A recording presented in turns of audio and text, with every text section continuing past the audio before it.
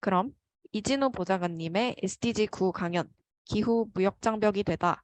국내 산업계에 미칠 영향과 대응 방향을 들어보도록 하겠습니다. 보좌관님 혹시 마이크 문제가 해결이 되었을까요?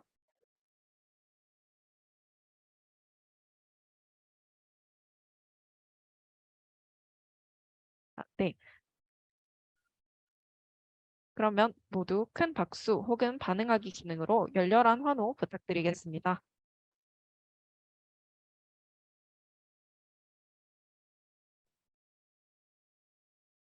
혹시 들리시나요? 네, 잘 들립니다. 죄송합니다. 제가 못 들었어요. 들리시나요? 아, 네, 잘 들립니다.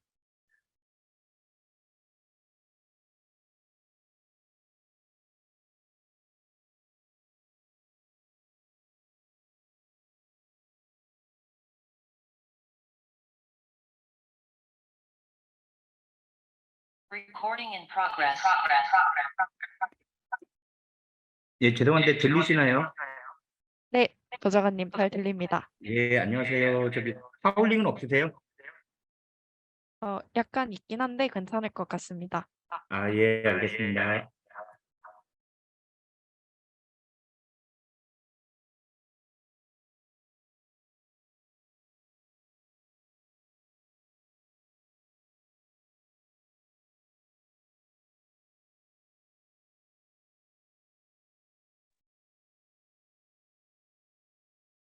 보좌관님 마이크가 꺼져 계신 것 같습니다.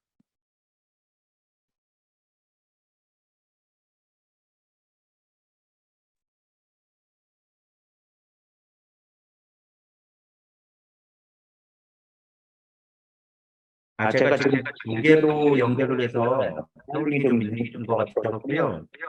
컴퓨터는 좀 종료시키고 핸드폰만 하려고 그랬더니 예, 두 개 다 꺼지라고 합니다. 이게 데이터를 공유하고 있는 것 같고요. 그럼 문제가 안 되면 그냥 이대로 진행할까요? 하울링이 조금 있어서 한 대의 기계만 사용해 주시는 게 좋을 것 같습니다. 네, 네. 지금 핸드폰으로 하기가 좀 어려운 상황이고요.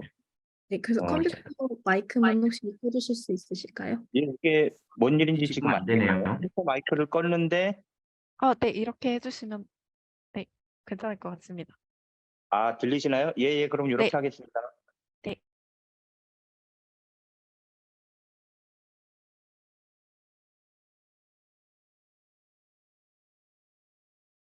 잠깐만 화면 공유 한번 실험만 한번 해볼게요.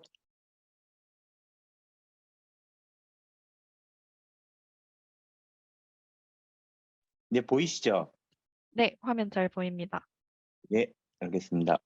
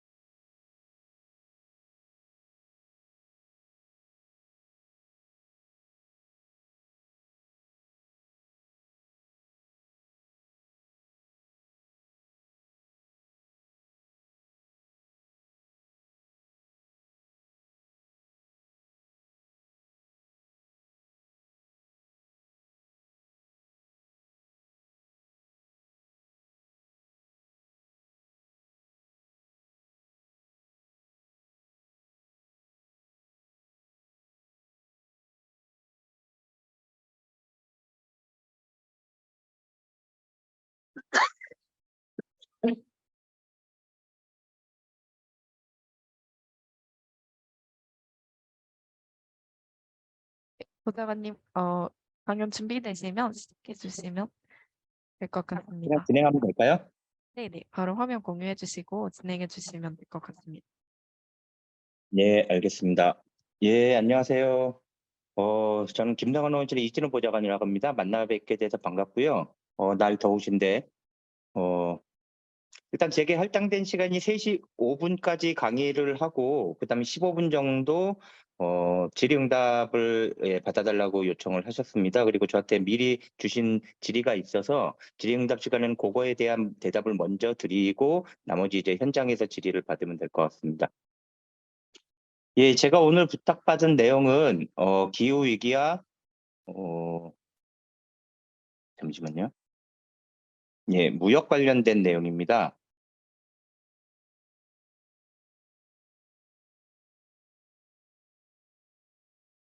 이 줌이 뭔가 많이 뜨네요.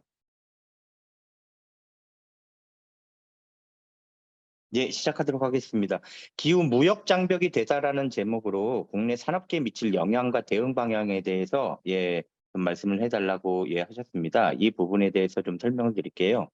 일단은 정말로 기후 위기가 경제 위기냐라는 걸 알기 위해서는 기후 위기에 관한 전 세계적인 인식을 좀 봤으면 좋겠는데요. 가장 대표적인 게 유엔 사무총장인 안토니오 구테우스의 말들인 것 같습니다. 최근에는 글로벌 워밍이란 대신 글로벌 보일링이란 말을 쓰자라고 제안을 했어요. 이게 예전에는 지구 온난화라고 불렀는데 지금은 이제 그것을 넘어선 지가 오래됐다. 지금은 지구 열대화라고 부르자.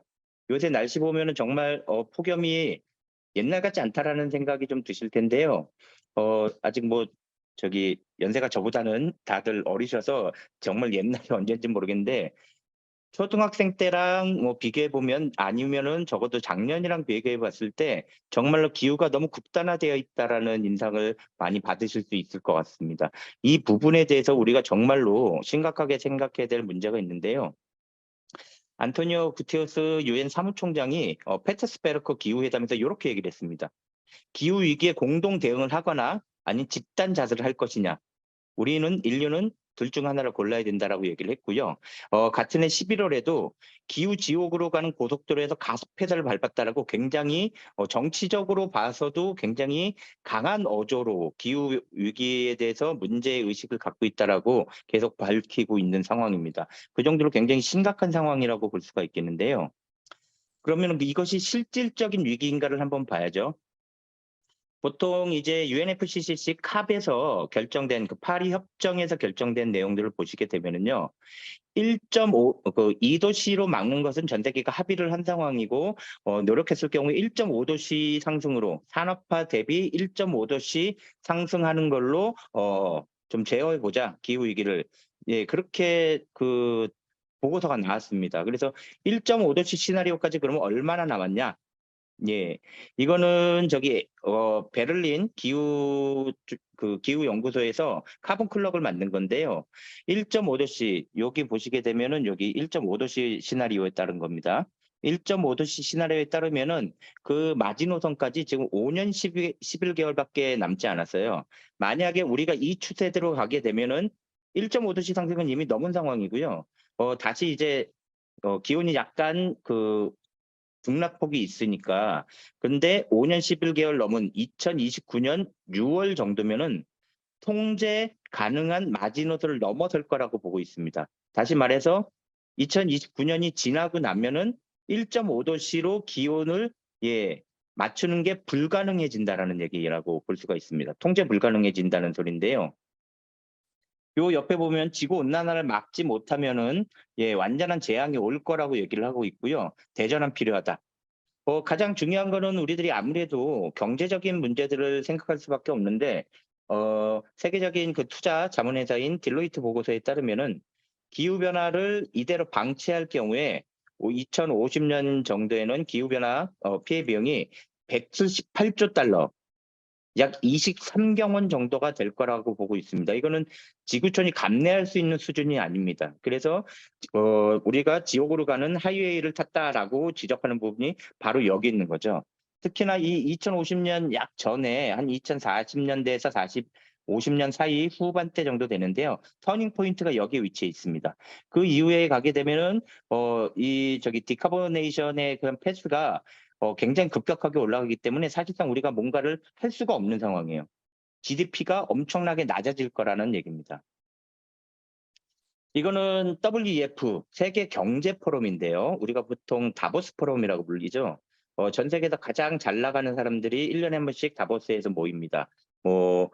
경제학자라든지 아니면 각국의 수장들 그리고 각국 글로벌 기업들의 다국적 기업의 CEO들이 1년에 한 번씩 다보스에 모여서 회의를 하는데요. 지금 몇 년째 기후 변화를 가장 중요한 이슈로 다루고 있습니다. 그리고 매년 더 글로벌 리스크 리포트라 그래갖고요. 정말로 인류에게 위협이 될 수 있을 만한 위험 요소들이 뭔가냐라는 것을 가지고서 맨날 보고서를 내는데요. 단기적으로 봤을 때 여기 코스트 오브 리빙 크라이시스라고 돼 있는 게 바로 인플레이션 때문이죠. 우리가 지금 러시아 우크라이나 전쟁 치르면서 인플레이션이 너무 심해져 갖고 지금 생활비나 이런 것들이 많이 올라가긴 합니다. 그래서 단기적으로는 이것이 가장 중요한 이슈라고 볼 수가 있겠는데 요 파란색, 초록색으로 돼 있는 것이 바로 환경 관련 이슈들입니다. 근데 첫 번째 단기적인 이슈만 빼놓고는 거의 대부분은 환경적인 이슈들이 차지하고 있어요. 내용을 보시게 되면은 자연재해 같은 것들이나 아니면 기후변화 완화, 그러니까 온실가스를 줄이는 데 실패하는 거죠. 그리고 환경적인 데미지, 그다음 기후변화 적응 실패, 그다음에 자연자원 위원 뭐 이런 것들이 있는데 10년 주기로 중장기 주기로 가게 되면은 더 많은 순위 그리고 더 우선순위도 가까워지고 더 많은 양들의 자연재해가 인류를 위협하는 가장 큰 위협이 될 것이다. 그러니까 우리가 보통 흔히 생각하는 경제적인 위험 요인들이 있잖아요. 뭐 부동산 가격이라든지 아니면 일자리 문제라든지 아니면 AI 같은 경우는 직접적으로 경제적인 위협이라고 얘기할 수는 없지만 대변혁이 예상되는 것들이죠. 그런데 그런 것들보다도 기후 위기가 우리 사회, 경제, 문화 전반에 걸쳐서 가장 큰 영향력을 발휘할 것이라고 얘기를 하고 있습니다. 이건 굉장히 심각한 문제라고 볼 수 있죠. 특히나 세계 경제 포럼 자체는 경제 이슈에 가장 초점이 맞춰져 있는 곳입니다. 자본주의의 천병이라고 불리기도 하죠. 그래서 시장 경제에 가장 관심이 있고 정보가 많은 사람들이 기후 위기가 우리가 가질 수 있는 가장 실질적인 위기고 가장 큰 위기다라고 지적했다는 것은 시사하는 바가 매우 크다라고 볼 수가 있겠습니다. 이거는 그것을 그래프로 나타낸 건데요. 이게 단기에서 장기로 가면 갈수록 더 많은 영향을 주는 것들, 그리고 오른쪽으로 가면 갈수록 더 큰 영향을 주는 것들이라고 볼 수 있는데, 자, 보시게 되면은 초록색으로 되어 있는 게 환경적인 위험들인데 가장 큰 상위권, 가장 장기적으로도 그리고 가장 등급으로도 가장 큰 위험성을 줄 수 있는 것들이 다 여기에 몰려 있다라는 겁니다. 이거 한번 나중에 더 글로벌 리스크 리포트는 한번 찾아봐 보시면은 재밌게 보실 수 있을 것 같고요. 실질적으로 그리고 그러면은 위험이 많아질 거라고 보고 있는데 한번 보도록 하겠습니다. 기후 변화에 따른 위험성이 높아질 재난 유형이라고 얘기를 하는데요. 요거 관련해서 오른쪽에 보시면은 이 그래프들입니다. 위험성이 가장 높아질 재난으로 가장 큰 거는 홍수죠. 그리고 감염병입니다. 코로나19 같은 경우에는 뭐 직접적으로 기후 위기 때문이라고 얘기할 수는 없어요. 하지만 기후 위기가 심각해지면 심각해질수록 이제 생태계 변화 속도가 굉장히 빠르고 인간들의 면역력이 떨어지기 때문에 감염병에 의한 피해도 굉장히 커질 것으로 보고 있습니다. 특히나 코로나19와 같은 호흡기 감염병에 매우 취약해질 것이라고 보고 있고요. 뭐 말라리아 같은 매개 감염병의 피해 유형들도 굉장히 크게 증가할 것으로 보고 있습니다. 그 외에도 가뭄, 폭염, 홍수 등도 굉장히 큰 영향을 나타낼 것으로 보고 있는데요. 이것은 무슨 얘기를 의미하는 거냐? 사실상 기후 위기로 인해서 모든 종류의 재난이 급격하게 더 커지고 더 자주 일어날 것이라는 얘기입니다.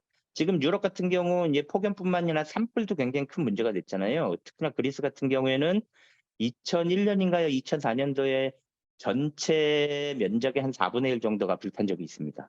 국가 면적의 4분의 1 정도가. 근데 지금도 굉장히 큰 그 산불이 일어났잖아요. 지금 미국 쪽도 마찬가지고요. 기후 위기가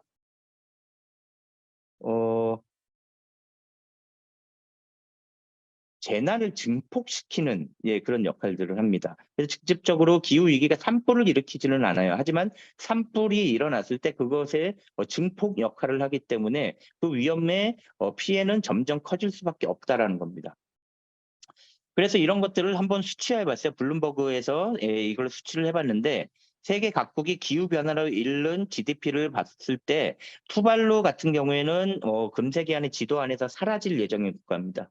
사실상 2001년에 국토 포기 선언을 할 직전까지는 갔어요. 근데 잘못 알고 있는 게 국토 포기 선언을 했다라고 잘못 알려져 있는데 국토 포기 선언을 하지는 않았고요.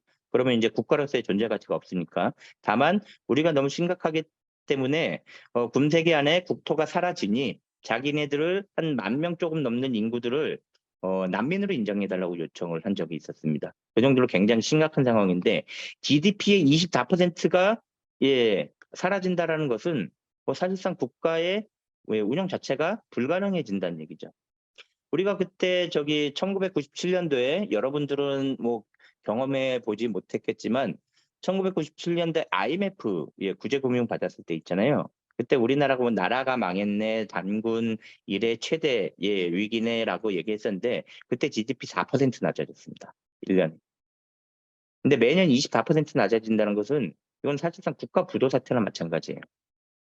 근데 거의 대부분의 군소 도서 국가들이나 동남아시아 국가들 같은 경우에는 최하 7% 이상 GDP를 상실하게 됩니다. 이거는 엄청난 경제적인 위기가 발생할 수밖에 없을 거라는 얘기죠. 그리고 좀 디스토피아의 미래를 조금 더 말씀을 드리자면은 우리나라 역시 2008년도에 한국환경정책평가연구원이라는 데서 보고서를 낸 적이 있었습니다. 어떤 보고서냐면은 여러분들한테는 좀 끔찍한 얘기일 수도 있는데 우리나라가 지금 현재처럼 기후 위기에 대응을 아무것도 하지 않고 2100년을 맞이하게 됐을 때 지금도 우리나라 저출산이 굉장히 큰 문제가 되고 있잖아요. 근데 기후 위기까지 더해져서 우리나라 인구가 절반 수준으로 줄어들 거라고 보고 있습니다. 2천만 명 수준으로 떨어질 거라고 보고 있어요. 그러면 이거는 경제 위기를 넘어서 이제 생존의 위기까지도 되게 됩니다. 그리고 단순하게 경제 인구가 아니라 그냥 인구가 절반 정도로 떨어진다라는 것이 그냥 인구가 줄어들었다라는 문제가 아니라 인구가 줄어드는 만큼 위축되는 경제 손실이 있을 것입니다. 그것을 그러면 살아남은 2천만 명도 그거를 감당할 수 있느냐? 그거는 쉽지 않다라는 거죠. 그래서 기후 위기가 경제 위기다라는 것에 조금 더 관심을 갖고 봐야 될 것 같은데요.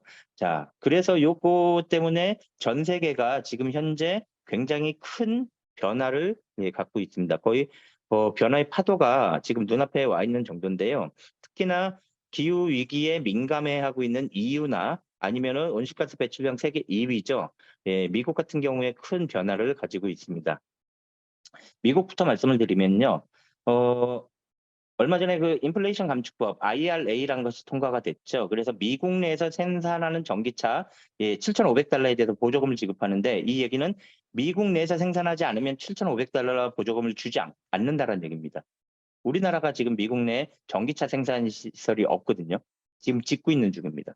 그래서 지금 현대차 같은 경우에 굉장히 전기차 같은 경우 수출 자체가 어려워질 정도로 큰 타격을 받았습니다. 그 부분 뒤에서 한번 말씀을 드릴게요. 그리고 풍력 터빈이나 배터리 등 기후 위기와 관련된 그 시설들에 대해서는 자국 위주의 공급망에서 세액 공제를 해줍니다. 기후 위기에 대응하기 위해서 투자를 하라는 거죠, 기업들에게. 그러면 우리가 세금을 엄청 깎아주겠다. 이런 식으로 만들고 있는 겁니다.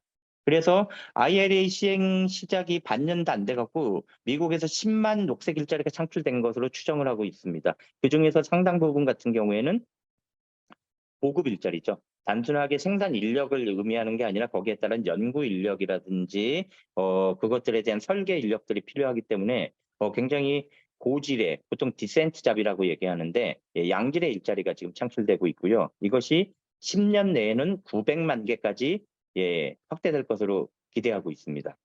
근데 문제는 뭡니까? 미국에서 900만 개가 생산된다는 것은 다른 지역에서는 줄어든다는 얘기죠. 단순하게 이게 완벽한 제로섬 게임은 아니지만 미국 내에서 일자리가 증가한다는 것은 그만큼 다른 지역에서는 관련된 일자리가 줄어들 수밖에 없다는 겁니다. 왜냐하면 기업들이 미국으로 들어가서 직접적으로 생산 시설을 갖기 때문이죠. 그래서 여기에 대응하기 위해서 EU도 움직이기 시작했어요. 그 대표적인 예가 여기 보시게 되는 탄소 중립 산업법입니다. 지금 이거는 법안 초안만 공개가 되어 있고요. 여기에 따른 최종안이나 아니면 시행령 등은 이제 만들어야 되는 상황인데 탄소 중립 산업법도 인플레이션 감축법처럼 영내 태양광이나 풍력 등 재생에너지 생산 능력을 확대하면은 세액 공제를 주겠다라는 겁니다. 거기다가 또 하나는 핵심 원자재법 CRMA라는 것도 이제 지금 만들고 있는 상황인데요. 이건 재생에너지 설비에 세액 공제 말고도 보조금을 지급해주겠다. 그리고 심지어는 원재료마저도 EU에서 나는 것들을 써라. 이거는 약간의 중국 견제나 미국 견제 의미도 있죠. 거의 대부분 히토류나 이런 것들이 중국에서 나오고 있으니까. 그래서 EU 영내 원자재 공급 안정성을 확보하겠다. 러시아 우크라이나 사태에서 본 것처럼 전쟁이 한번 일어나거나 아니면은 중국 등 일부 국가들이 잘못된 정책이나 이런 걸로 해서 만약에 지금은 뭐 그런 상황은 아니지만 목리를 부리기 시작하면은 원자재 수급 자체가 안 될 가능성이 높거든요. 그래서 EU 자체의 원자재를 쓰면은 거기에 대한 보조를 해주겠다라는 겁니다. 더 나아가서 풍력 터빈 쿼터제라는 것도 만들고 있어요. 그래서 러시아 우크라이나 전쟁 이후에 유럽 전반이 재생에너지 목표를 추가적으로 높였습니다. 우리나라랑 정반대죠. 그 뒤에서 말씀을 드릴게요. 그래서 EU 영내에서 풍력 업체를 그 생산을 하거나 이쪽에 투자 설비를 하게 되면은 생산 우대 제도를 도입하는 것을 지금 검토하고 있는 중입니다. 그러면 다른 나라에서 생산된 풍력 터빈이라든지 풍력 기자재들이 들어갈 길이 없는 거죠. 지금 현재로서는 유럽이 풍력 터빈의 최대 수요처거든요. 그런데 이런 문제들이 이제 발생을 하게 되면은 우리는 EU 시장을 잃을 가능성이 굉장히 높아진다라는 겁니다. 우리나라가 지금 재생에너지에 있어서 OECD 국가 중에서 사실상 꼴찌입니다. 근데 정부가 목표를 낮춰서 지금 오히려 반대로 가고 있는 것 아니냐라는 우려가 계속 나오고 있는데요. 그럼에도 불구하고 풍력 터빈, 가장 핵심이 터빈이라 그쪽에 모터 쪽이죠. 이쪽 같은 경우에는 EU 업체들이 대부분의 원천 기술을 갖고 있거나 아니면 가장 안정적인 기술을 가지고 있습니다. 하지만 풍력 터빈, 날개가 달린 길다란 타워나 아니면은 타워를 지지하는 하부 구조대, 이거는 세계 1위가 다 우리나라에 있거든요. 풍력 가공국으로 갈 수 있는 기반을 갖추고 있다는 거죠. 근데 그 업체들 같은 경우에 EU 수출이 거의 불가능해지는 거예요. 가격 경쟁을 할 수가 없으니까. 그럼 그 업체들이 선택할 수 있는 길은 EU에다가 투자를 하겠죠. 생산 공장도 그쪽으로 옮길 수밖에 없습니다. 물론 지금 나중에 가면 중국이라든지 대만, 일본 등 해양을 많이 끼고 있는 국가들의 풍력이 늘어날 수밖에 없기 때문에 이 부분 때문에 지금 생산 투자를 하고 있는데, 그럼에도 불구하고 풍력 터빈 세계 1위 업체인 우리나라 기업이 우리나라가 아닌 대만에 지금 공장을 짓고 있는 상황입니다. 이게 가격 경쟁력이 높아서 그런 게 아니라 우리나라에서는 지원을 아무것도 안 해주고 있기 때문이에요. 그래서 오히려 미래 산업 경쟁력까지 지금 우리가 훼손되고 있다라고 볼 수가 있는데요. 재생에너지 등 국내 녹색 산업 기술력은 국가 경쟁력하고 직결이 됩니다. 오늘 조선일보 보신 분들 계신지 모르겠는데요. 워낙에 조선일보하고 현 정부가 재생에너지에 대해서 매우 부정적이잖아요. 근데 오늘 조선일보에 흥미로운 기사가 하나가 났습니다. 태양광을 계속 죽여서는 안 된다라는 내용의 사설을 냈더라고요. 조금 의아했습니다. 얘네가 왜 갑자기 태세를 전환했나라고 봤는데, 지금 1세대, 2세대 태양광을 넘어서 3세대 태양광 기술은 우리나라가 가장 앞서 있습니다. 근데 계속 죽여버리게 되면은 이제 태양광 문제다, 이거는 비리 카르텔이다, 이런 식으로 계속 죽여버리게 되면은 우리나라의 투자가 이루어지지 않거든요. 실제로 페로브스카이트란 태양광 3세대 기술을 가지고 있는 한화가 우리나라에는 더 이상 공장 증설이나 이런 걸 하지 않고 지금 미국에 3조 원 투자를 하기로 했습니다. 우리나라에서는 지원도 안 하고 오히려 규제를 하고 있고, 이런 점들에 대해서 조선일보마저도 이제 그렇게 가서는 안 된다. 300조 원 시장을 우리가 걷어찰 수는 없다. 거기에 대해서 힘을 기르자라고 지금 주장하고 있는 상황입니다. 상황이 굉장히 많이 바뀌었죠. 우리나라에서는 에너지 문제가 많이 정쟁화되어 있어요. 뭐 탈원전, 재생, 뭐 카르텔, 그다음 원전 마피아 이런 식으로 정쟁화되면서 우리나라 에너지 시장이 굉장히 안 좋아진 게 사실이긴 한데요. 그럼에도 불구하고 경제 문제는 경제 문제로 바라봐야죠. 예, 그렇기 때문에 이제 현 정부나 아니면은 보수 언론마저도 이제 재생에너지를 버리고서 우리나라 국가 경쟁력을 논하기는 어렵다. 이런 식으로 포지셔닝을 하고 있는 것으로 보입니다. 예.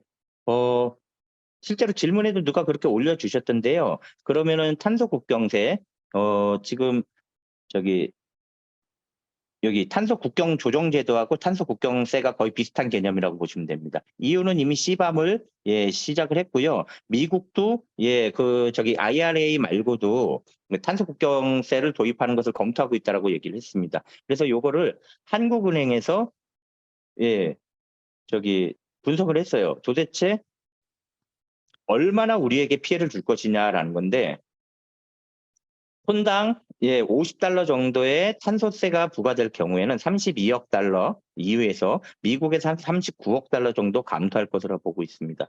우리나라는 교육 국가이기 때문에 이게 굉장히 큰 문제거든요. 특히나 한 경제에 영향이 큰 미국 정책은 지금 중국과 지금 그 체제 경쟁 다시 벌이고 있잖아요. 아니면은 반도체 산업 등 핵심 산업 지원이 IRA법에도 들어가 있고요. 그럼에도 불구하고 가장 큰 문제는 자구부대 정책이다. 보고 있습니다. 우리나라는 지금 제일 교육 국가가 중국이에요. 요새 반중 정서가 좀 심해지고 반일 정서도 또 같이 심해졌죠.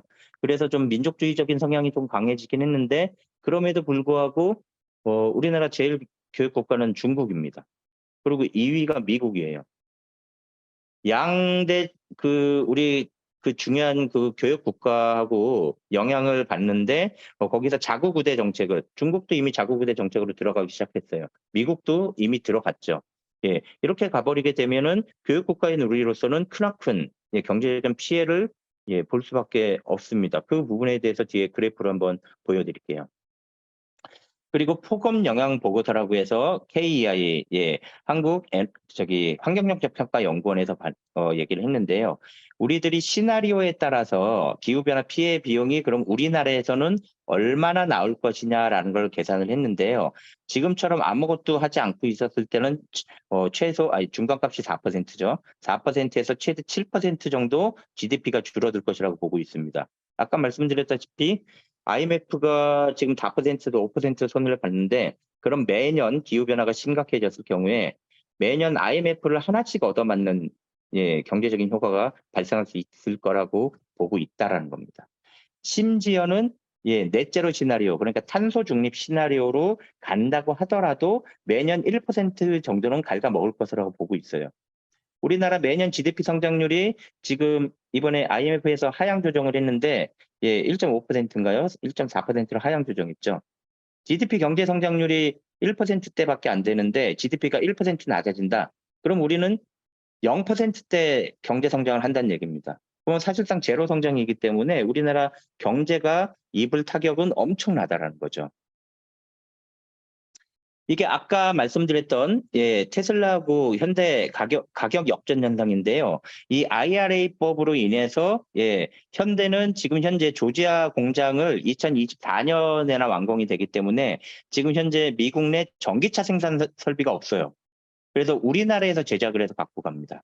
하지만 테슬라는 당연히 거기 있죠. 권장 소비자 가격을 보시게 되면 약 1,000만 원 정도가 차이가 났어요.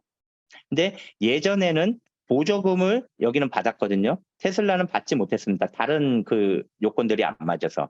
그래갖고 가격 경쟁이 있어서 약 2천만 원 정도 차이가 났기 때문에 우리나라 아이오닉 5가 굉장히 많이 팔렸습니다. 테슬라만큼은 아니지만 테슬라보다 2위 업체였죠. 근데 IRA 적용이 되면서 보조금이 종료가 됐습니다.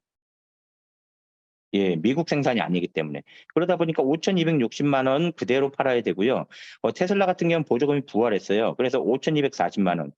그러면은 가격 차이가 거의 없어졌다라는 거죠. 그래서 그 IRA가 지금 그 적용되고 난 이후에 현대차가 거의 팔리지 않았습니다. 다 테슬라가 다 혜택을 입었죠. 그래서 얼마 전부터 현대차가 시작한 게 뭐냐? 자체 할인 행사를 하기로 했습니다. 약 1,000만 원 정도. 도저히 이제 가격 경쟁력 때문에 팔리지가 않으니까 조지아주 공장이 다 지어질 때까지 1,000만 원 정도 그냥 현대차가 손해 보고서 팔겠다 이겁니다. 예. 이건 굉장히 큰 문제가 있죠.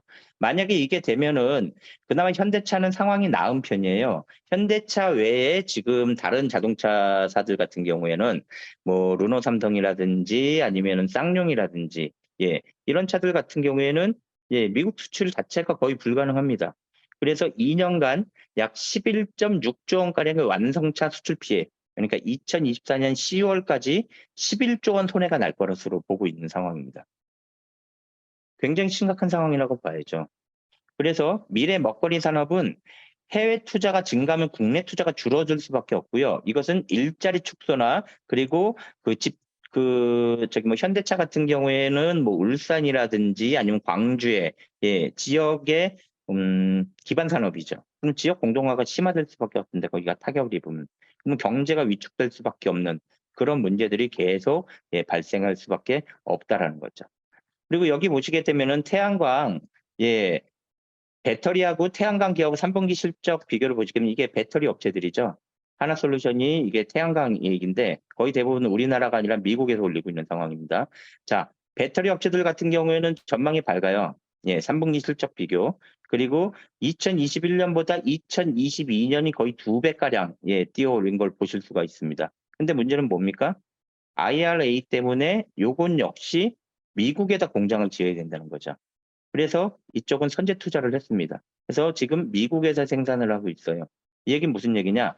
LG 에너지 솔루션이랑 삼성 SDI가 지금 관련된 그 배터리를 계속 생산한다고 하더라도 국내 경제에 미치는 영향은 매우 미미하다라는 얘기입니다. 그냥 그 미국에서 지어다 놓고 그쪽에 인건비나 다 그쪽 주고서 순이익만 갖고 오게 되거든요. 예. 그럼 순이익은 5천억 원 수준인데, 예. 그러면 그 경제적인 이익은 어디로 가냐? 다 미국, 예, 현지에서 다 갖고 가겠죠. 그리고 LG 에너지 솔루션이랑 삼성 SDI 그리고 SK 같은 업체들이 다 지금 미국 쪽에다 배터리 공장을 지을 예정이에요. 사실은 우리나라 경제를 지키기 위해서는 국내 투자가 계속 있어야 되는데 지금 전망은 딱 밝지 않은 상황입니다. 우리나라 역시 EU처럼 IRA에 상응하는 조치를 만들어야죠. 근데 지금 정부가 그거를 못하고 있는 상황입니다. 눈치를 보고 있기 때문에. 정치하고 경제를 좀 분리시키면 좋겠는데 그게 지금 안 되고 있어서 예, 지금 우리가 굉장히 불리한 상황이라는 거고요.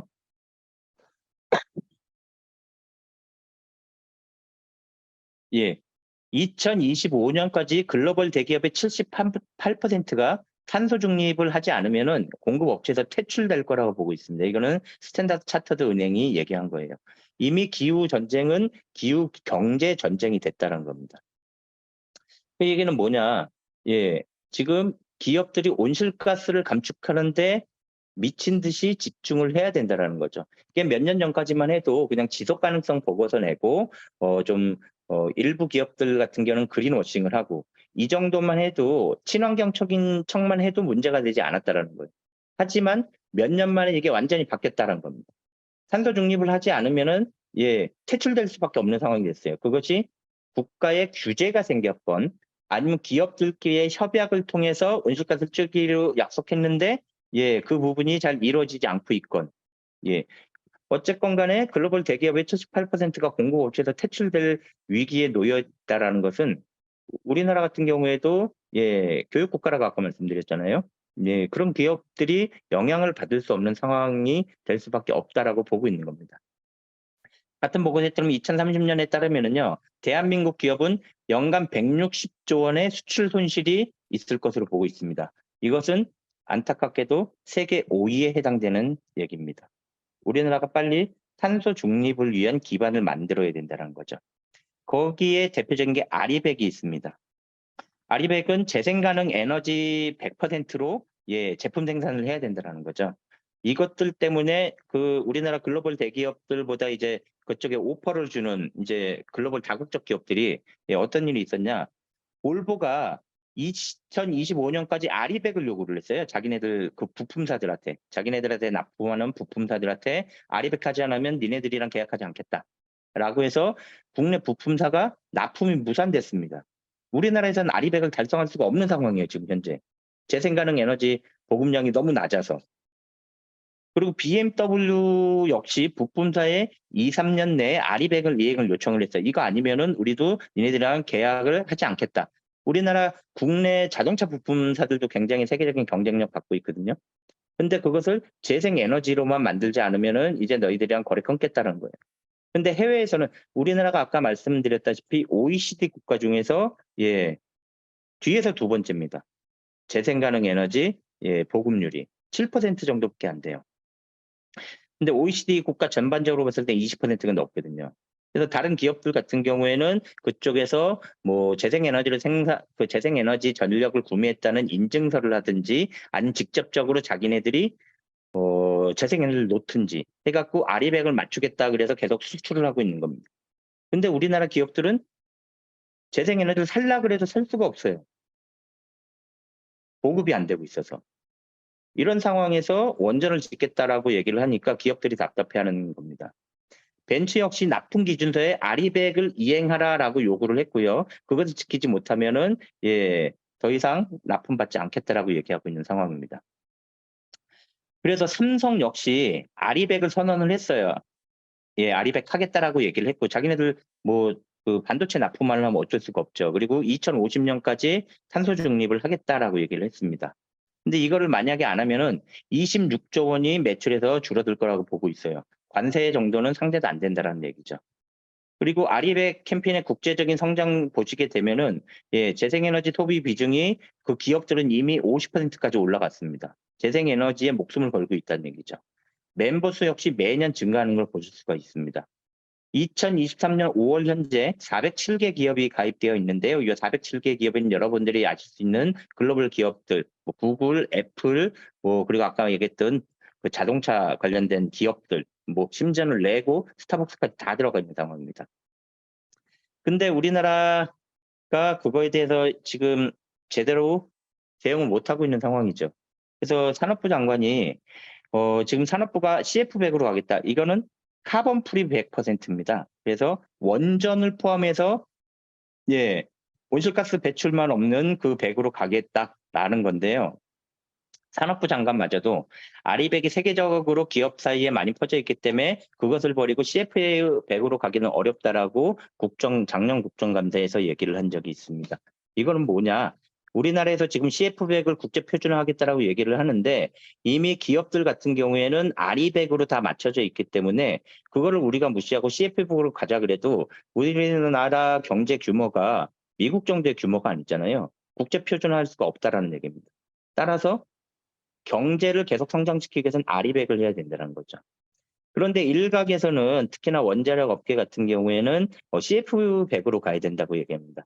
그럼 CF100은 도대체 어디서 나온 거냐라고 보시면은 구글입니다. 구글이 24/7 CFE 캠페인을 하는데 이게 카본 프리 에너지입니다. 아까 말씀드렸던 원전과 수소 이런 것들도 들어가 있는 거죠. 이 캠페인을 하게 됐는데 쉽게 말씀을 드리면은 24시간 일주일 동안 온실가스를 배출하지 않는 에너지로만 생산하겠다는 겁니다. 아리백 같은 경우에는 자기네들이 1년간 쓰는 에너지 총량이 있잖아요. 거기에 맞춰서 어쨌건 간에 재생에너지로 언제 만들건 재생에너지 가능성 있잖아요. 태양광 같은 경우는 낮에만 생산이 되고 저녁에 안 되고 하니까. 그래서 내가 쓴 전체 전력 총량을 재생에너지 그 생산 총량으로 맞추겠다라는 건데 구글은 거기서 더 나아가서 그 양도 맞출 뿐더러 24시간 내내 온실가스 없는 에너지만 쓰겠다는 겁니다. 이거는 IT 기술이 기반이 돼야 돼요. 관련돼 갖고 전기는 물과 같아서 망으로 한번 들어오면은 그게 화력발전소에서 만든 전기인지 원전에서 만든 전기인지 아니면 재생에너지로 만든 전기인지 알 수가 없잖아요. 근데 그걸 IT 기술로 걸러내는 겁니다. 그리고 자기네들이 그것을 맞추기 위해서는 나는 아리백을 이미 달성을 한 거고 그다음에 재생에너지를 계속 받아야 되기 때문에 RE200, RE300을 하는 겁니다. 그래서 그것을 시간에 맞춰서 IT 기술을 통해서 이번에는 여기서 전기 받고 저기서 전기 받고 그것이 컨트롤링 돼야 된다라는 얘기입니다. 근데 이것의 전제 조건은 아리백을 달성을 하고 난 이후라는 거죠. 구글이 예, 구글은 이미 2017년에 아리백을 달성했어요. 예, 여기 보시는 대로 2017년에 아리백을 달성하고 그 아리백을 달성한 이후에 우리가 더 나아가서 선도적으로 뭔가를 만들겠다. 그래갖고 2030년까지 24/7 CFE 에너지를 하겠다라는 겁니다. 매우 어려운 목표죠. 예. 그런데 우리나라에서 이거를 들여와갖고 원전 업계에서 CF100이다. 원전으로 하면 된다라고 주장을 하는 겁니다. 일단은 원전은 요거는 좀 기술적인 문제인데 부하 추종이 안 돼요. 그러니까 전기를 계속 만들다가 전기가 갑자기 많이 생산이 된다. 그거 그냥 놔두면은 전력망이 다운이 돼 버리거든요. 그러니까 그러면은 전력이 많이 생산될 때는 줄여줘야 됩니다. 생산량을. 근데 원전은 그게 안 됩니다. 예. 원전을 만약에 100% 생산하고 있다가 갑자기 70% 생산을 하려 그러면은요. 이게 폭발의 위험성이 있어요. 부하 추종이 가능하도록 설계를 해야 되는데 국내 원전은 부하 추종 가능한 원전이 하나도 없습니다. 그렇게 설계를 한 적이 없기 때문에. 그럼 그 기술을 다루면 되느냐? 아니요, 불가능한 상황입니다. 그거는 한수원 한국수력원자력 사장님도 인정을 한 바예요. 따라서 CF100으로 가서 우리가 원전 전기로 그거를 맞춰보겠다라고 얘기하는 거는 아리백을 달성하지 못했는데 24/7을 하겠다라고 얘기하는 거나 다름이 없어서 이거는 전 세계적으로 받아들여질 가능성이 없습니다. 이 부분에 대해서 뒤에서 잠깐 말씀을 드릴게요. 근데 이건 뭐 현 정부뿐만이 아니라 이전 정부 그리고 그 전전전 정부도 계속 다 마찬가지인데요. 우리나라 기후 위기 대응 수준이 별로 좋은 수준이 아닙니다. 요 CCPI라 그래 갖고요. 기후 변화 대응 퍼포먼스 지수인데 이 2023년의 랭킹을 보시게 되면 우리나라가 전체 조사 대상국 63개 중에서 60입니다. 가장 기후 변화 대응을 못하는 국가 중에 하나라는 얘기죠. 특히나 2도씨 이하로 낮추기 위한 2030년 목표 가장 낮은 편이고요. 그다음에 그냥 요 전체 그 랭킹도 가장 낮은 편입니다. 그래서 빨리 국가적인 정책 방향을 설정을 하고 거기에 맞춰서 시그널을 줘야 기업들도 움직이기 시작할 텐데 정부가 그런 시그널을 주지 않고 있으니까 기업들이 지금 머뭇거리고 있다는 얘기입니다. 그중에서 좀 기민하게 움직일 수 있는 대기업들은 그나마 준비를 하고 있는데 중소기업들 같은 경우에는 이거를 따라가지 못하면은 나중에 이제 품 안에 자식 내놓는다 그러잖아요. 이 거친 세상에서 어떻게 살아갈지 심각하게 걱정이 되고 있는 수준이라는 거죠. 자, EU 전력 믹스 변화 한번 볼까요? 자, EU 같은 경우에는 여기 석탄이고요. 이게 재생에너지입니다. EU 전체적으로 봤었을 때 재생에너지 비중은 이미 38%까지 올라갔어요. 그리고 그 석탄 같은 경우는 15%까지 낮아지고 OECD 전체로 봐서도 30%가 지금 재생에너지고 화석이 20%예요. 재생에너지가 가장 주류 에너지화가 된 거 꽤 오래전 일들입니다. 벌써 몇 년 됐어요. 근데 우리나라만 X자 형태가 아니라 지금 약간 꺾여진 형태라는 겁니다. 우리나라 지금 7% 정도밖에 안 되기 때문에 이거를 그럼 어떻게 끌어올릴 것이냐라는 게 중요한 거고요. 여기서 가끔씩 묻는 분들이 계신데 여기 4%인데 여기 더 낮아졌다고요? 질문하시는 분들이 있는데 이때 당시에는 우리나라 신재생 에너지에 폐기물이 포함이 되어 있었습니다. 그래서 이때는 이제 저기에서 뺐어요. 통계에서. 근데 여긴 포함이 돼 있었기 때문에 4%는 높아 보이는 거지 그거를 제외하고서는 이제 0. 몇 %까지 내려가죠. 그러나 증가는 하고 있지만 이것이 다른 국가들의 트렌드에 비해서는 터무니없이 낮은 편이다. 그래서 우리나라 전력 체계는 아주 전형적인 개발도상국형 전력 체계라고 보실 수가 있습니다. 요거를 지금 우리들이 국가 경쟁력을 강화하기 위해서는 어떻게 좀 선진국형 전력 체계로 갈 것이냐. 재생에너지 기반의 분산에너지 체계로 어떻게 전환을 할 것인가가 가장 중요한 상황이라고 볼 수가 있겠습니다. 근데 우리나라 같은 경우에는 아직 약간 주저하고 있거나 아니면 오히려 퇴보하고 있는 현상들이 곳곳에서 발생이 되는데요. 러시아 우크라이나 전쟁이 작년 2월 20일 날 발표가 되고 난 이후에요. 이 러시아 우크라이나 전쟁으로 인해서 가장 중요한 게 러시아가 갖고 있는 천연가스가 발이 묶였다라는 거죠. 천연가스가 발이 묶이다 보니까 다른 국제 유가나 국제 석탄가들도 폭등을 시작했습니다. 작년에 아마 저 난방비 때문에 굉장히 고생하셨던 기억이 있으실 텐데요. 올해도 더 올려야 되는 상황입니다. 아쉽겠지만 자취하시는 분들에게는 예, 청천벽력 같은 소식이겠지만 지금 작년에 그 상승분 그래서 그만큼 안 올려갖고 손해 본 부분에 대해서 올해 올리기로 했습니다. 내년에 선거가 있어서 얼마나 올릴지는 뭐 아직 미지수긴 한데 그 손해분을 아직 예, 요금에 반영을 하지는 않았다라는 거예요. 그래서 더 올려야 되는 상황입니다. 이런 예, 전 세계적인 에너지 위기를 한번 겪다 보니까 전 세계에서 예, 가장 중요하게 생각한 게 뭐냐? 재생에너지입니다. 재생에너지는 원료비가 들지 않잖아요.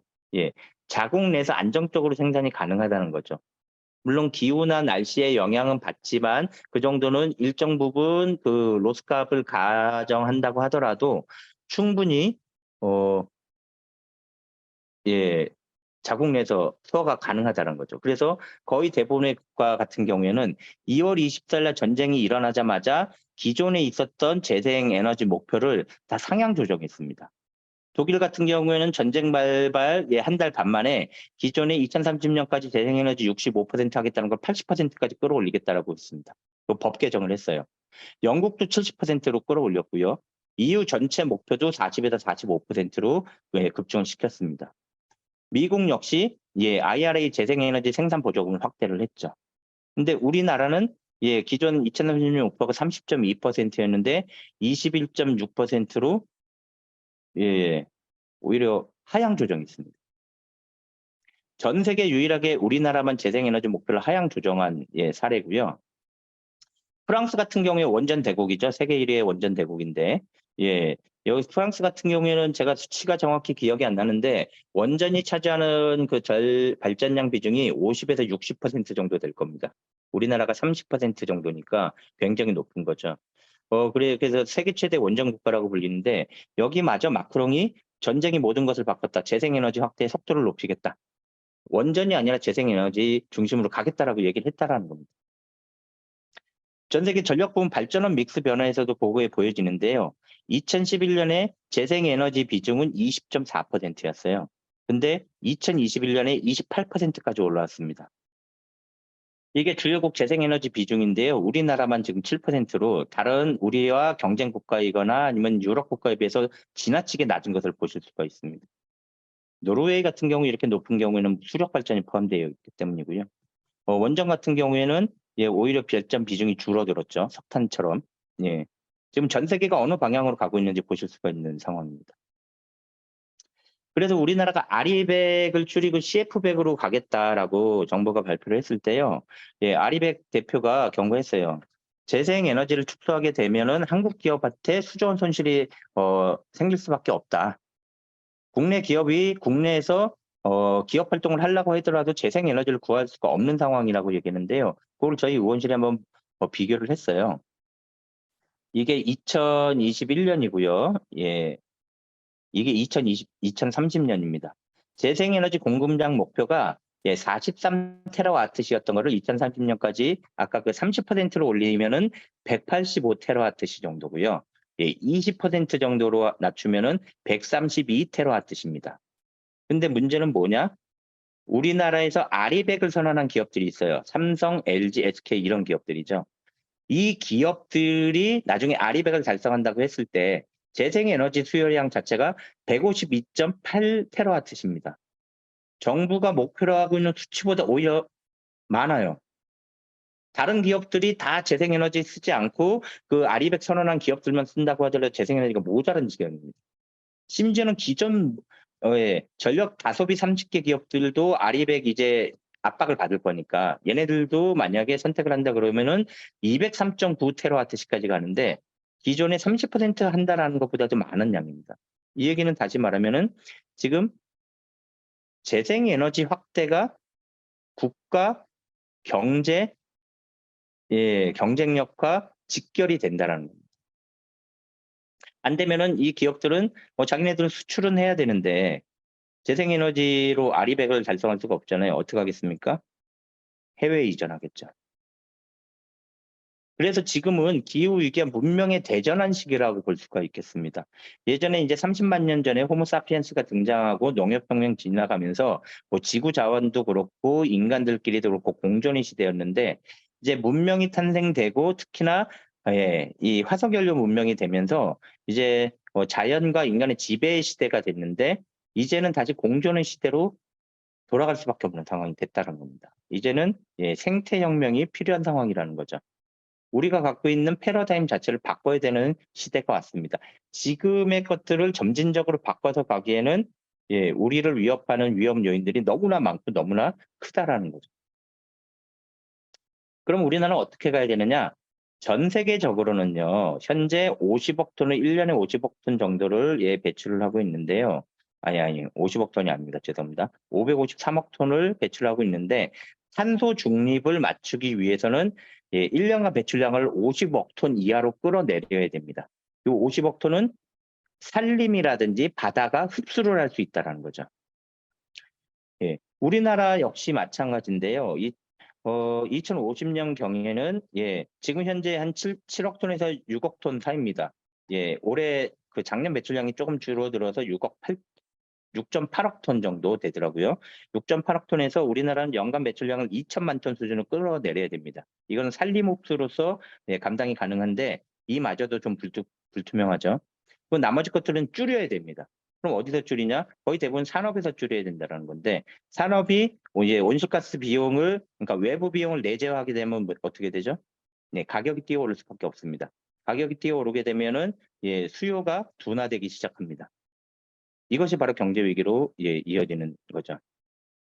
그래서 우리나라 같은 경우에는 지금 현재 산업 부분에는 온실가스 다배출 산업이 있어요. 뭐 철강, 그 포스코 같은 경우 우리나라 온실가스 배출량의 10%를 혼자 배출합니다.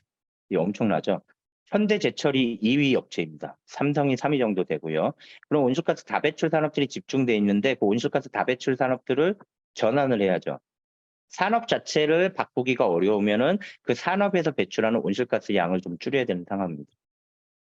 그리고 상업은 에너지 다소비 시설이 너무 많아요. 우리나라 가격은 이런 말씀드리면은 항상 그 문제의 의식을 갖는 부분들이 계시는데요.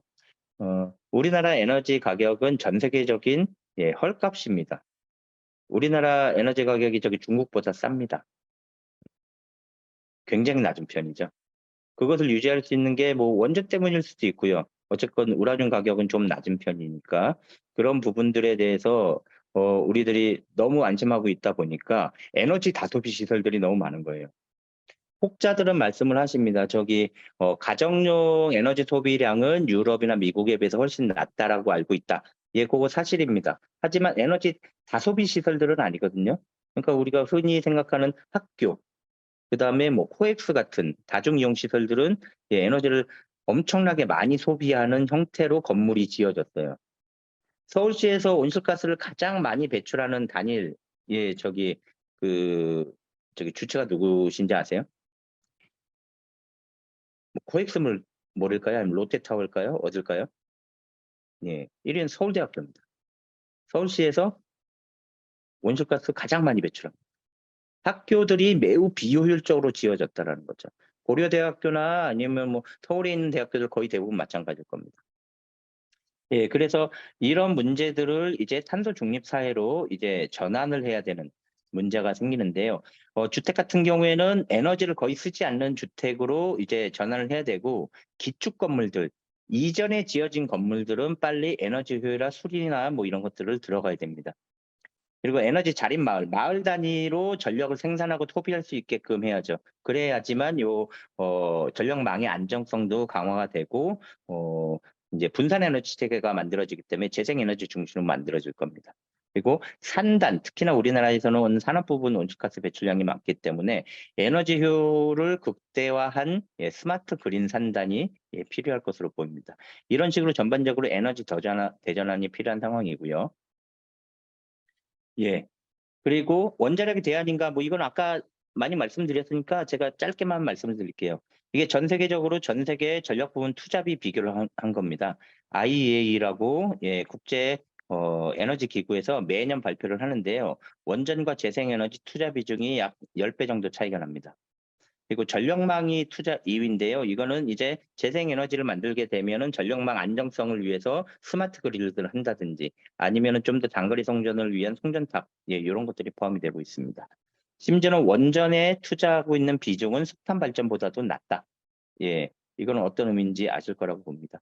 그래서 뭐 해외에서 원전이 늘어난다 그러는데 그거는 사실이 아니고요. 미국에서도 2050년까지 폐쇄 원전은 최대 58개입니다. 근데 신규로 짓겠다는 건 2기예요. 나머지는 다 재생으로 바꾸겠다라는 게 지금 미국의 목표고요. 전 세계 그 원전 개수 용량을 보시게 되면은 이게 신규 원전 수입니다. 매년 지으라는 게. 이게 계속 늘어나고요. 지금 현재 여기까지 와 있는데 현재 계획되어 있는 것도 요거밖에 없다는 겁니다. 2030년 이후에는 하나도 없어요. 심지어 중국마저도 없습니다. 반대로 폐쇄 원전은 엄청나게 많다라는 거죠. 예.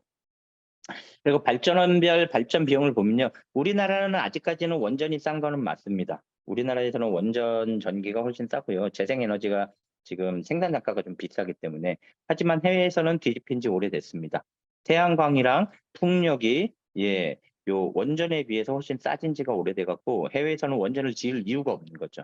이 얘기는 뒤집어서 얘기하면 우리나라 역시 이제 재생에너지하고 원자력폭의 그리드 페리티가 곧 올 것이다라고 보시면 될 것 같습니다. 어떤 분들은 이제 이게 소규모 예 모듈 그 리액터라 그래갖고요.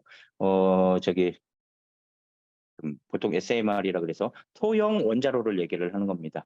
미국 시장에서 예, 소형 원자로하고 재생에너지 발전 비용을 예상을 하는 건데요. 예, 소형 원자력이 지금도 가장 비싼 상황이 이게 지금은 없어요. 예, 상업화되어 있는 게 아무것도 없고 2030년에 상업화가 될 거라고 보고 있는데 이게 실제로 될 거라고 예상하는 사람도 없습니다. 왜냐? 다른 에너지원에 비해서 너무 비싸거든요. 이걸 누가 짓겠습니까? 상업화를 누가 해요? 예, 기업들이 바보도 아니고. 근데 이것도 떨어지지 않을 거라고 보고 있습니다. 그래서 미국의 에너지 경제 재무 분석원은 예, 이 소형 모듈 그 원자로는 너무 늦고 너무 비싸고 너무 위험하고 너무 불확실하다. 투자하지 마라라고 얘기를 하고 있고요. 호주 시장에서도 마찬가지로 균등화 발전 원가 단가를 보게 되면은 요게 지금 재생에너지는 이쪽에 모여 있고요. 예, 이게 SMR입니다. 예, 풍력 태양광에 비해서 3배에서 8배 비싼 에너지. 대형 원자로보단 50에서 100%더 비싸요. 왜냐하면은 안전 비용은 줄어들지 않거든요. 어쨌건 간에 폭발의 위험성이나 폐기물은 나오니까요. 그래서 안전 비용은 그대로 들어가는데 규모가 작다라는 것은 예, 생산 단가가 올라간다는 얘기죠.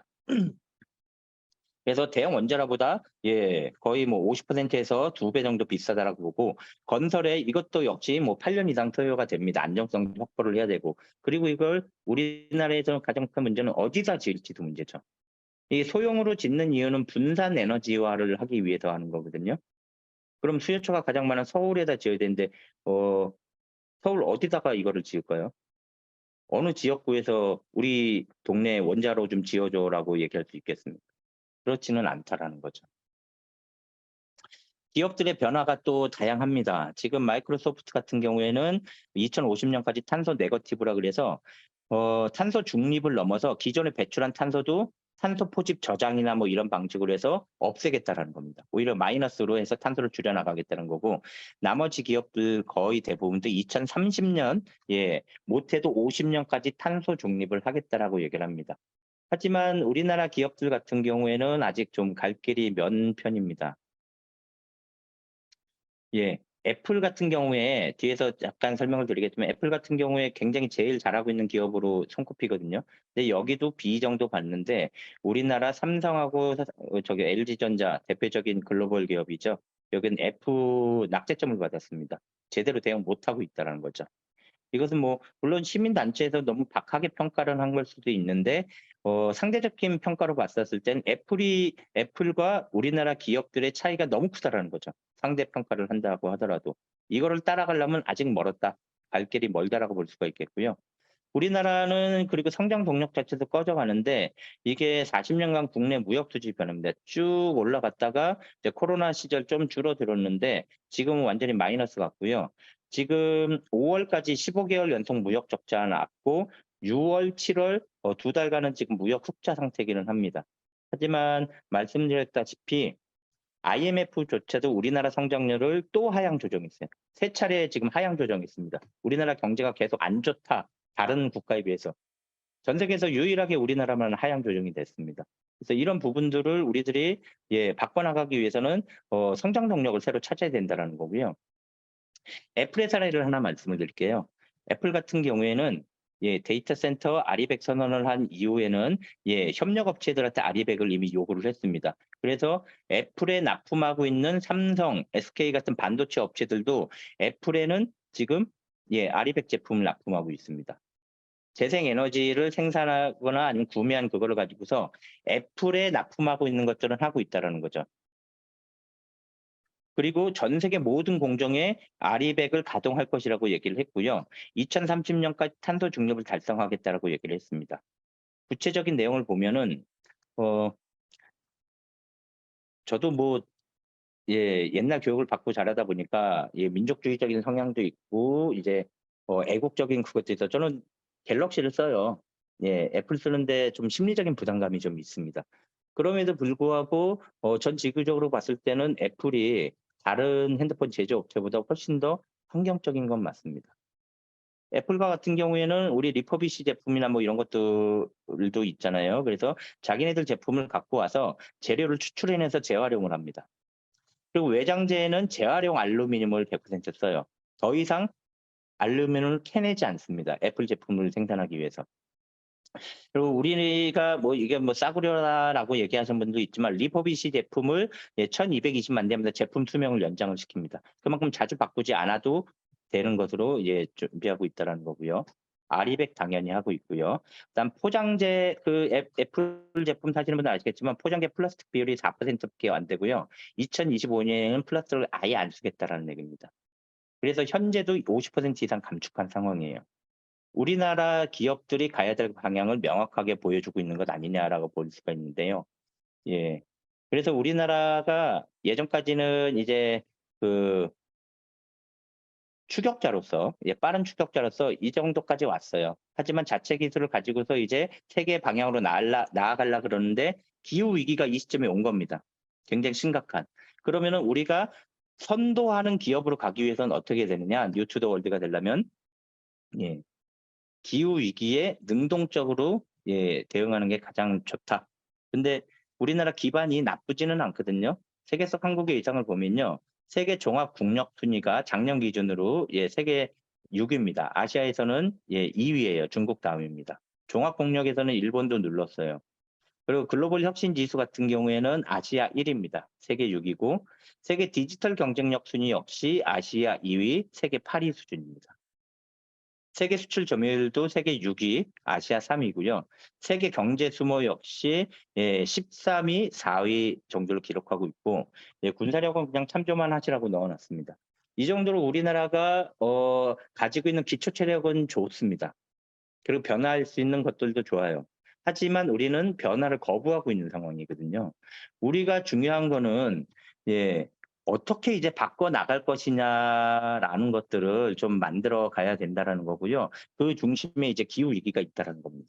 그래서 이 부분에 대해서 제가 오늘 말씀드리고 싶고 특히나 아까 처음에 말씀드린 것처럼 교육국가인 우리나라로서는 기본적으로 기후 위기에 매우 민감하게 대응할 필요가 있다라고 말씀드리고 싶습니다.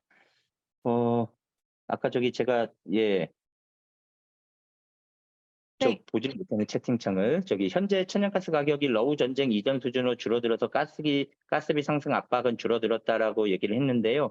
이거는 맞습니다. 근데 러우 전쟁 이전 수준으로 돌아가지는 않았어요. 지금 국제 가스 가격하고 우리나라 가스 가격은 다릅니다. 우리나라 가스 가격은 JKM 지수를 쓰거든요.